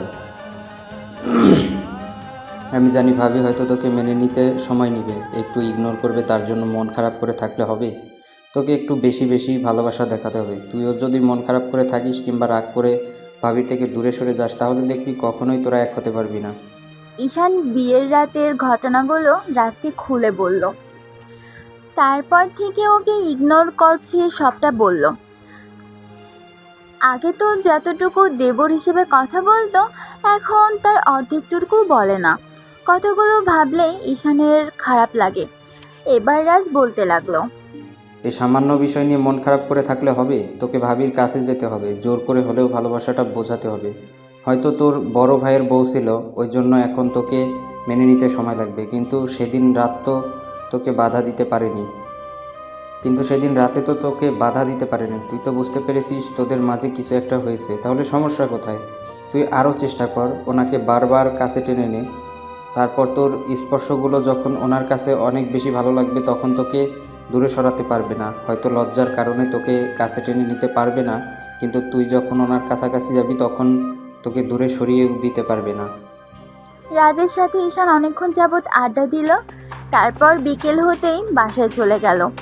বাসায় ফিরে ফ্রেশ হয়ে রুমে আসলো। বেলকনিতে আদ্রিতা দাঁড়িয়ে আছে। ওকে দেখেই ঈশানের মাথা একটু শয়তানি বুদ্ধি চাপলো, আর রাজের কথাই মনে হতে লাগলো। উনি যতই আমাকে ইগনোর করুক তাতে কি, একটা সময় তো দেবর ছিলাম, ওই জন্য হয়তো রাজের কথাটাই ঠিক যে আমাকে কাছে টেনে নিতে চাইছে না, কিন্তু কতদিন দূরে সরিয়ে রাখতে পারে সেটাও আমি দেখে নিব। ঈশান মুচকি মুচকি হাসছে আর কথাগুলো ভাবছে। এর মাঝে খেয়াল করলেও বাতাসের শাড়িটা আদ্রিতার পেটের ওপর থেকে সরে যাচ্ছে, যার জন্য ওর উন্মুক্ত কোমরটা বেশ ভালোভাবেই দেখা যাচ্ছে। ঈশান নিজেকে আটকে রাখতে পারলো না। আদ্রিতার কাছে গিয়ে দাঁড়ালো, তারপর পিছন থেকে জাপটে জড়িয়ে ধরে ওর পেটের উপর 2 হাত রেখে তারপর চুলগুলো মুখে গুজে দিল। আদ্রিতার সাথে সাথে চমকে উঠল। তারপর ঈশানকে সারিয়ে নিয়ে ওর দিকে একবার তাকাতেই ঈশান হঠাৎ করে ওর কপালে একটা চুমু দিয়ে দিল। তারপর আবারও ওইভাবে পেছন থেকে জড়িয়ে ধরতেই আদ্রিতা বলতে লাগলো, ঈশান কি কি কি কি করছোটা কি? প্লিজ ছাড়ো আমাকে।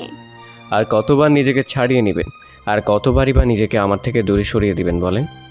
আমি কি আপনার ভালোবাসাটা কখনোই পাবো না? আপনি আমাকে ভালো না বাসেন, আমি তো বাসি। আমাকে নিজের মতো করে বাঁচতে দেন। স্বামী কষ্ট পেলে সেই কষ্টটার জন্য স্ত্রীকে ওপর আল্লাহর কাছে কিন্তু জবাবদিহিতা করতে হবে, সেটা জানেন তো। তাই আমাকে দূরে সরানোর চেষ্টা করবেন না, তাতে আমি কষ্ট পাবো।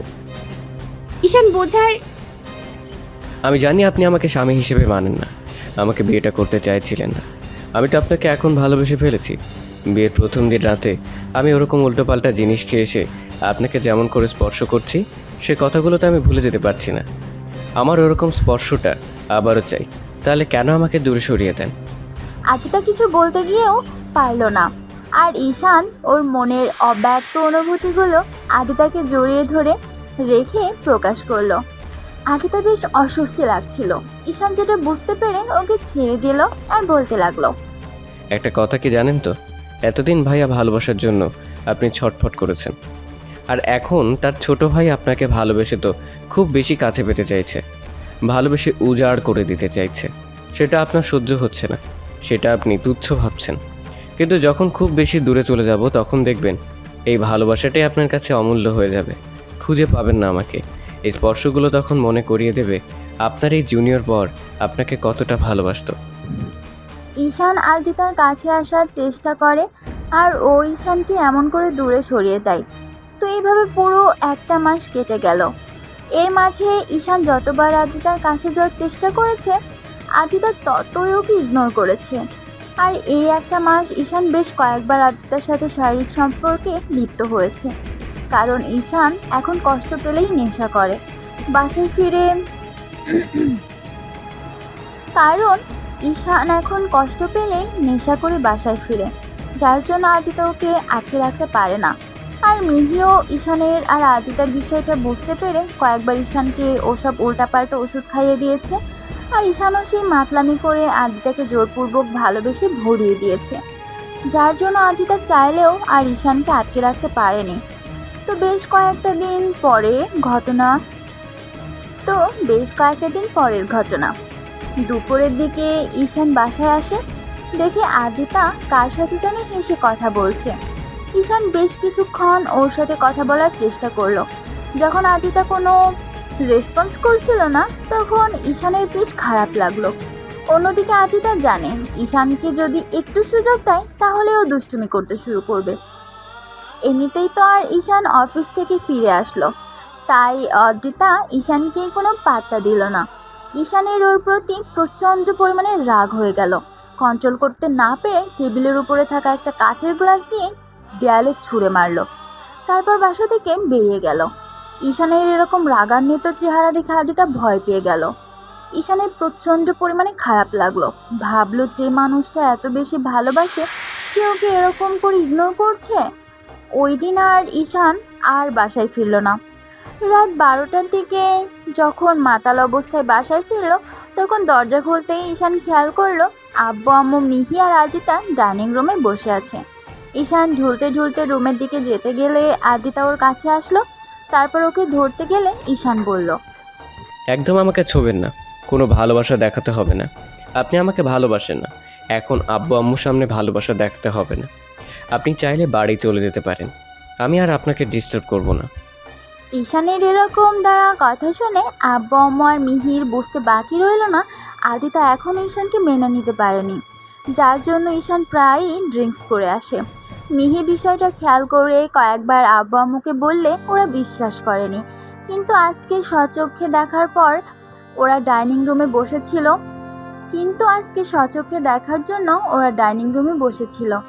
ঈশানের মুখ থেকে এরকম কথা শুনতে হয়তো বিয়েটা মেনে নিয়েছে।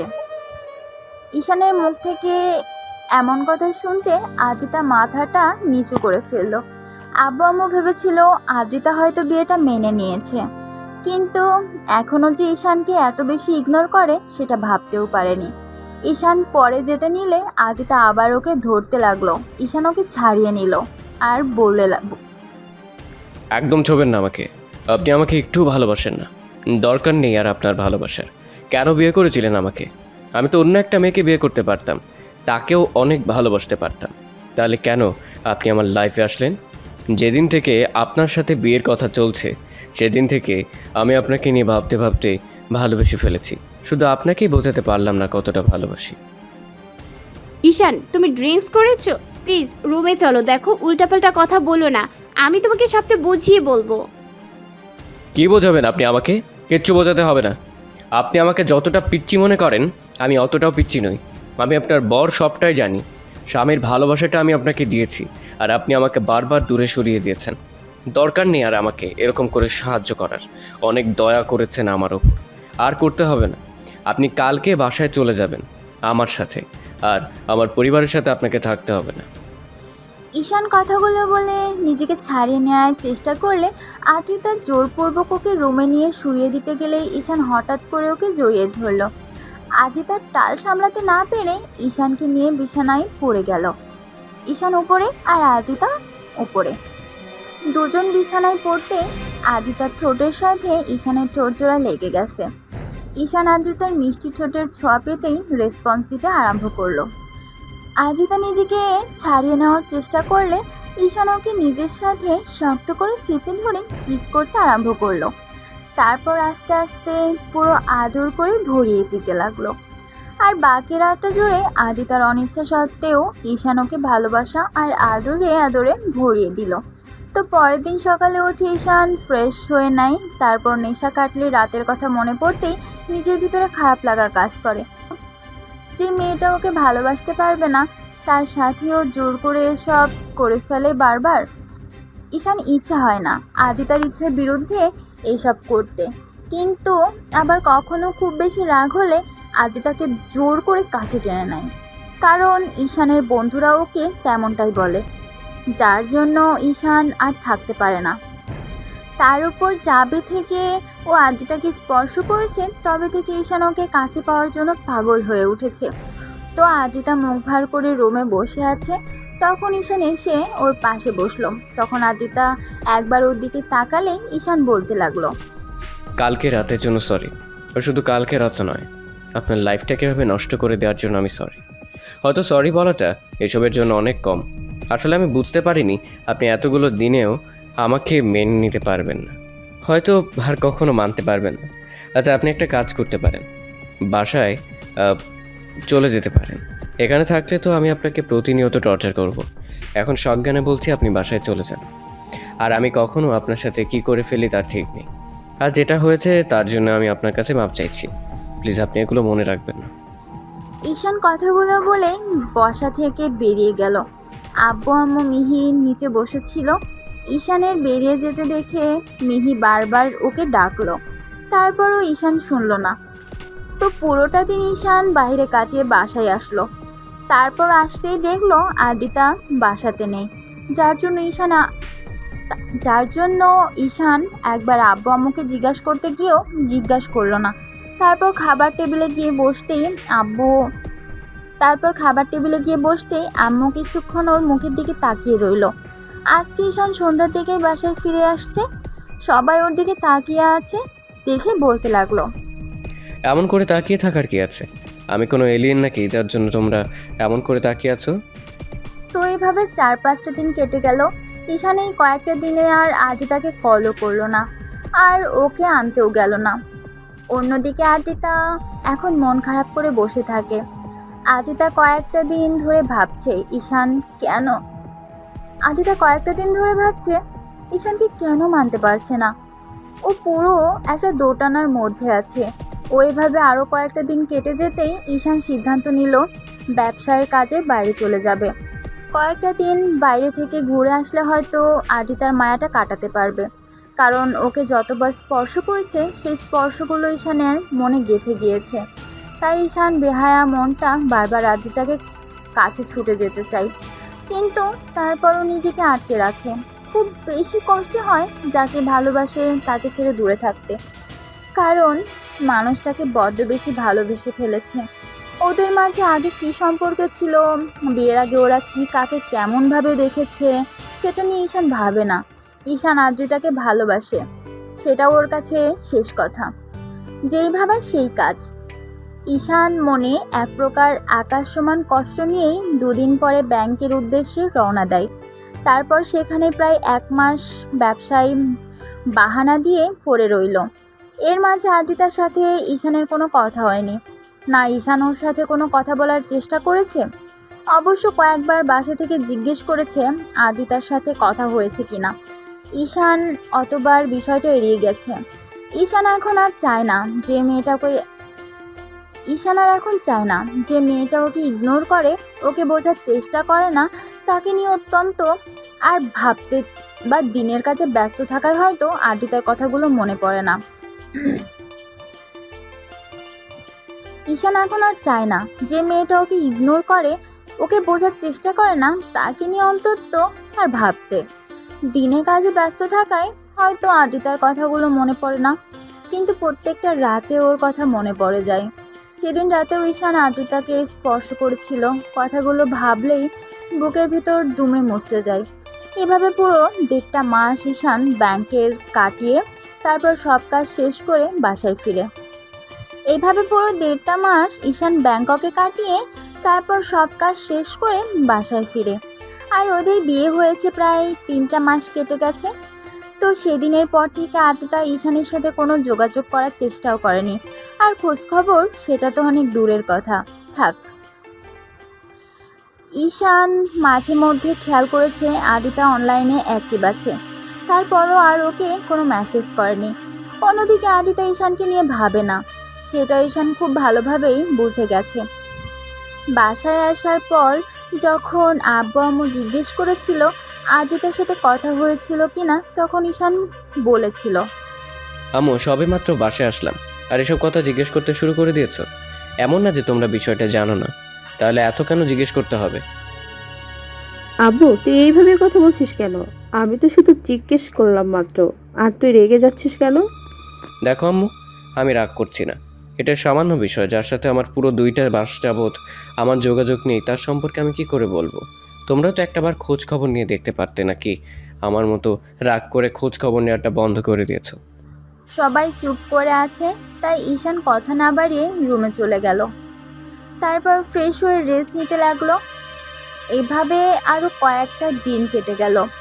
ঈশান অফিসে বসে আছে, এর মাঝে আদিতা বাসার নাম্বার থেকে কল করলো।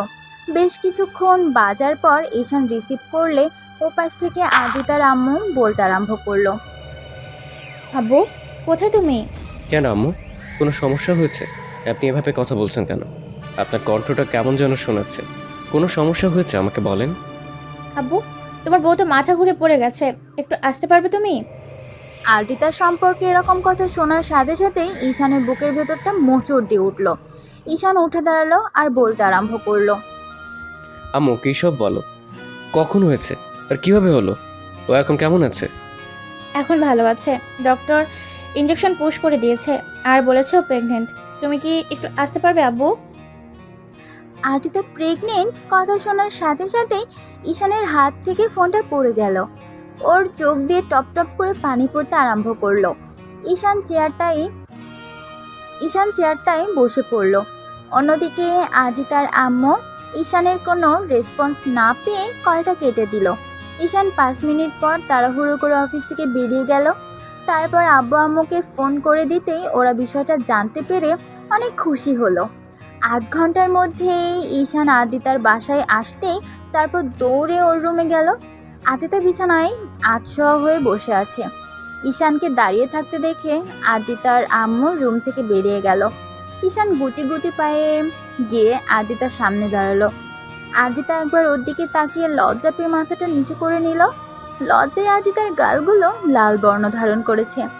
আদিতা একদম জড়সড় হয়ে ঈশানকে দেখেই ঈশানকে দেখেই আর চোখগুলো কেমন যেন বন্ধ করে নিয়েছে। ঈশানের সেদিকে কোনো খেয়াল নেই। ও তাড়াহুড়ো করে আদিতাকে সামনে বসালো। আদিতা কিছু বুঝে ওঠার আগেই ঈশান ওর একটা হাত 2 হাতে মুঠোয় নিল। আদিতা ভাবলো ঈশান হয়তো এখন ওকে বুকের সাথে জড়িয়ে ধরবে কিংবা হাতে চুমু দিবে, কিন্তু ঈশান ওর ধারণাটা ভুল করে দিল। এখন কেমন আছো? ঈশানের কথাতে আদিতা ওর দিকে তাকালো, খেয়াল করলো ঈশানের চোখে পানি টলমল করছে। লজ্জায় আদিতার মাথা নেই। হ্যাঁ সূচক উত্তর দিতেই ঈশান আবার বলতে লাগলো, জানি আমার সাথে কথা বলার কোনো ইচ্ছে আপনার নেই, কিন্তু দেখো আমি তো কোনো অন্যায় করিনি, তোমাকে ভালোবেসেছি। আর এই বেবিটা তো তোমার আমার দুজনেরই, তাই না? আমি বুঝতে পারছি না কি বলবো, এই সিচুয়েশনে আমার না খুব কষ্ট হচ্ছে, আর প্রচণ্ড পরিমাণে ভয়ও লাগছে। মনে হচ্ছে তুমি এই বেবিটা নিয়ে খুশি নও। ঈশানের এরকম দ্বারা কথা শুনে আদ্রিতা অসহায়ভাবে ওর দিকে তাকালো। তখনও আবার বলতে আরম্ভ করলো। আচ্ছা, রাগ অভিমান যদি তোমার আমার উপর থাকে সেটা আমার উপর দেখিও, তারপরও ভুলেও এই বেবিটার কোনো ক্ষতি করো না। ও তো আমার একার বেবি নয় বলো, তোমারও। তাই প্লিজ ওর কোনো ক্ষতি করো না। আর আমি কথা দিচ্ছি, তুমি ওকে যদি রাখতে না চাও তাহলে ও পৃথিবীতে আসার সাথে সাথে আমি তোমার কাছ থেকে ওকে নিয়ে অনেক দূরে চলে যাব। তারপর আমার বেবিটার কোনো ক্ষতি করো না প্লিজ। ঈশান কথাগুলো বলেই কান্না করে দিল। ওর চোখ দিয়ে অনবরত পানি পড়ছে। আদ্রিতা ভাবতেও পারেনি এমন একটা দিনে ঈশান এমন একটা কথা বলবে। ওর এমন কথা শুনে আদ্রিতা অবাক হয়ে গেল। তারপর বলতে আরম্ভ করলো। ঈশান, এসব কি বলছো তুমি? আমি বেবির ক্ষতি করে দেব মানে? তুমি আমাকে এতটা বাজে ভাবতে পারছো? তুমি এসব কি করে বলতে পারছো? আপনি তো আমাকে আর স্বামী হিসেবে মানেন না, এই বিয়েটাকেই মানেন না। আজকে 3টা মাস হয়ে যাচ্ছে, আপনি একটা বার নিজে থেকে আমার খোঁজ খবর নেননি। 2টা মাস হয়ে গেল আমাদের মাঝে কোনো যোগাযোগ নেই।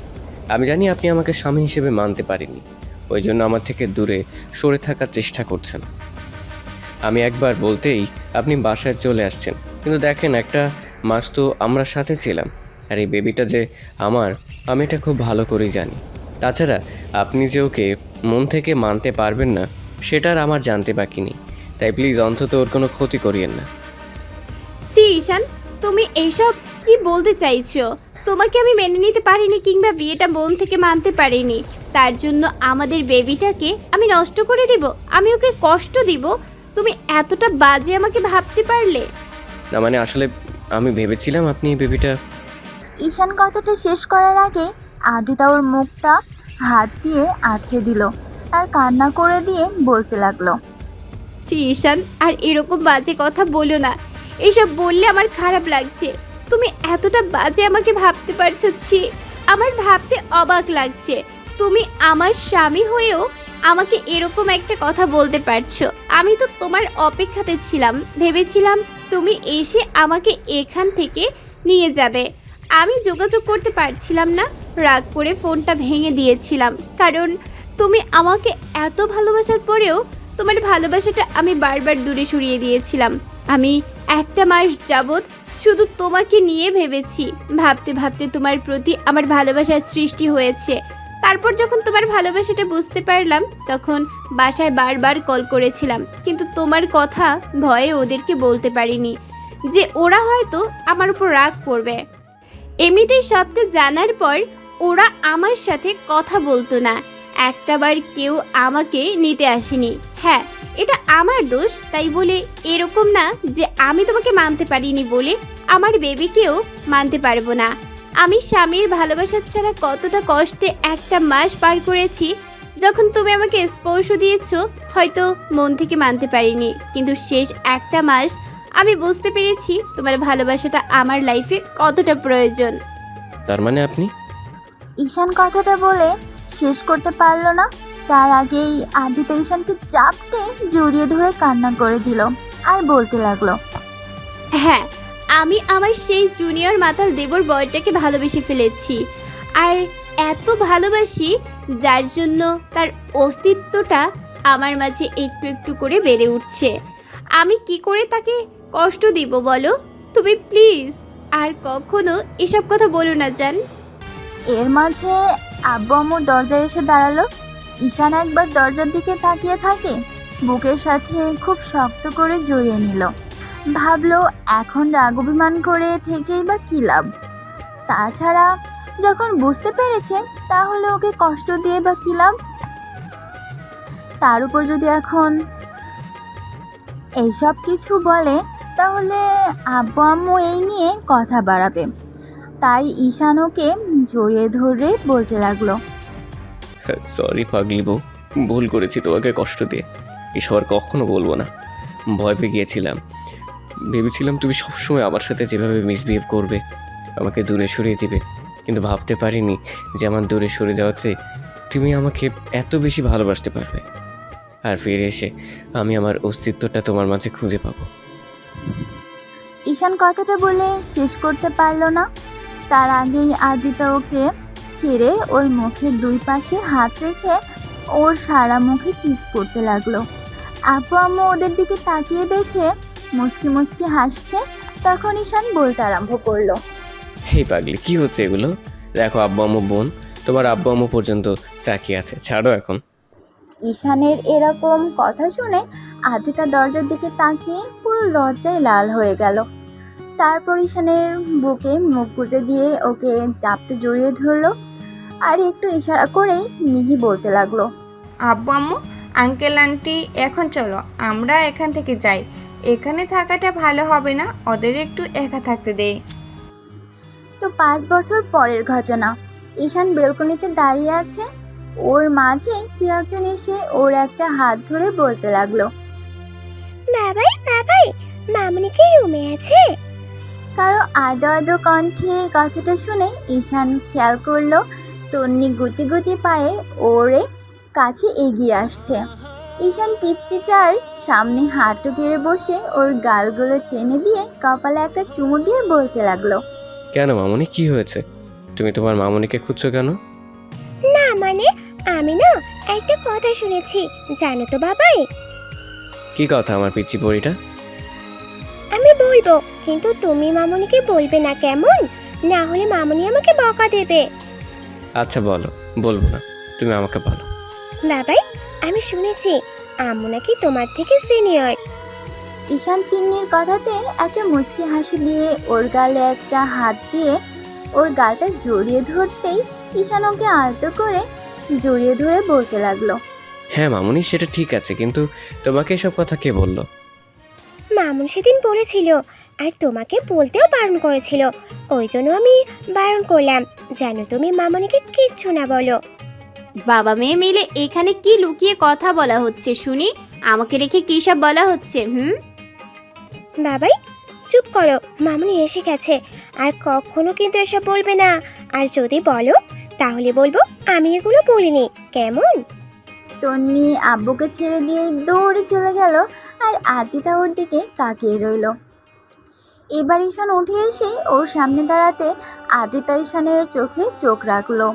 ও আদ্রিতার দিকে ডাব ডাব করে তাকিয়ে আছে দেখে বলল, এই এমন করে তাকিয়ে কি দেখো শুনি? কথা বলা শেষ করতে পারলো না। ঈশান ওর কোমরে জড়িয়ে ধরে নিজের সাথে মিশিয়ে নিল। তখন আদ্রিতা একটা রাগী মুড নিয়ে বলল, এই তোমার মতলব কি? এই ভর দুপুরে কি শুরু করলে তো আবার? এমন করে তাকিয়ে আছো কেন তুমি? আমার বউটাকে দেখছি, তাতে তোমার কি? আর এমন করে তোমাকে কেন কাছে টেনে নিচ্ছি বুঝতে পারছো না? এখন আমার আদর আদর পাচ্ছে। আর তন্নি সেদিন বলছিল ওর পুচকে একটা ভাই আসবে কবে, সেই জন্য ভাবছিলাম যে খুব শীঘ্রই ওর ভাইটাকে আনার ব্যবস্থা করব। আদ্রিতা রাগ করবে কি? ঈশানের এরকম কথাতে লজ্জায় পুরো লাল হয়ে গেল। তারপর হঠাৎ ওর বুকে মুখ লুকিয়ে বলতে লাগলো, তুমি না ফাজিল একটা, খালি এসব বলে লজ্জা দাও। তার উপর জানো, এসব বললে আমার প্রচন্ড পরিমাণ লজ্জা লাগে, আর তুমি সেইগুলোই করো। তোমাকে লজ্জায় ফেলতে তো আমার ভালোই লাগে। লজ্জায় যখন তোমার লাকগুলো টমেটোর মতো লাল হয়ে যায় না, তখন তোমাকে আদর করতে বেশ লাগে। যা দুষ্টু, তোমার শ্রোতাদের সামনে কি সব উল্টাপাল্টা বলো? হ্যাঁ, তুমি না আসলেই অনেকটা দুষ্টু আর লুচু একটা। তাহলে তো লুচুগিরিটা করেই দেখাতে হয়। এই না, উল্টাপাল্টা কিছু করবে না কিন্তু এখন। কে শোনে কার কথা? ঈশান হুটহাট করে আদ্রিতাকে ছাড়িয়ে নিয়েই হেঁচকা টান দিয়ে কোলে উঠিয়ে নিল। আদ্রিতা ওর গালটা জড়িয়ে ধরতেই ঈশান ওর দিকে ঠোঁট জোড়া এগালো। আদ্রিতা ওর শার্টের কলার আঁকড়ে ধরে ওর ঠোঁটের সাথে ঠোঁট জোড়া মিলিয়ে দিল। এই যে, আপনারা কি দেখেন?